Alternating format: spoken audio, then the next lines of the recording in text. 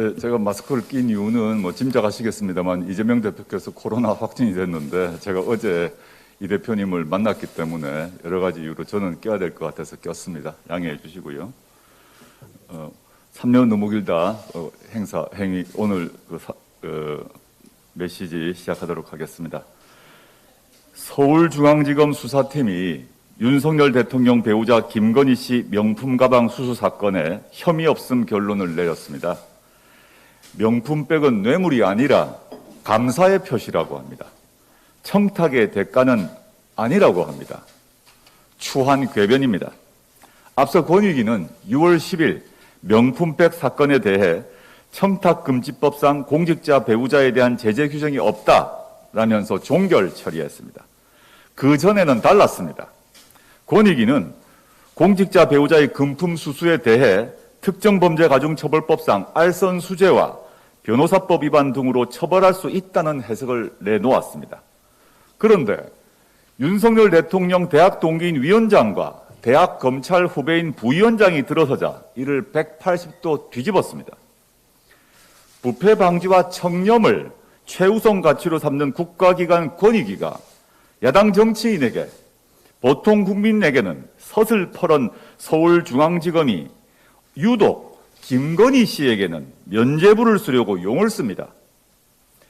윤석열, 김건희 공동정권 부역자들의 결론대로 이제부터 공무원, 언론사 기자, 대학 교수 배우자는 명품백을 감사의 표시로 받을 수 있게 되었습니다. 대가성이 없다라고 주장하면 면피가 됩니다. 이러한 무도함은 여기서 끝나지 않습니다.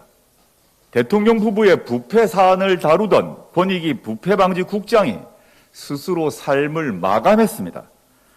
고 김모 국장은 권익위 핵심 부서에서 청렴정책과 청렴조사평가, 부패 영향 분석 등 이러한 업무를 총괄했습니다.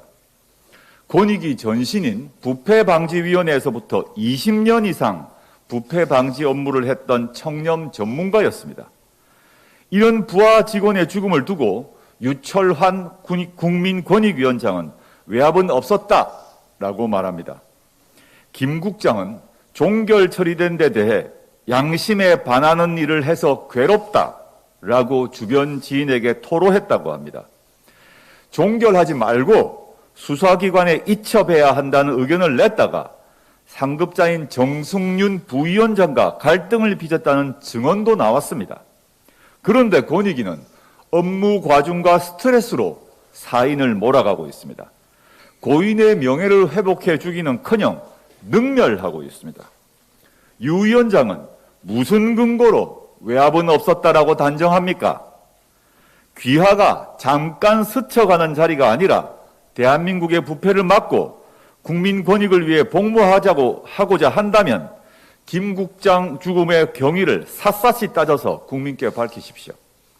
진실을 숨기기 위한 손바닥만한 외압도 있었다면, 또 그런 사실의 규명을 방해한다면 이는 국정농단으로 징치되어야 합니다. 이 정권이 저지르는 국정농단의 특징은 사실을 은폐하기 위해서 정권 차원의 무리수가 총동원된다는 것입니다. 특히 김건희 씨 관련 의혹만 제기되면 정부기관과 검찰이 전력을 쏟아냅니다.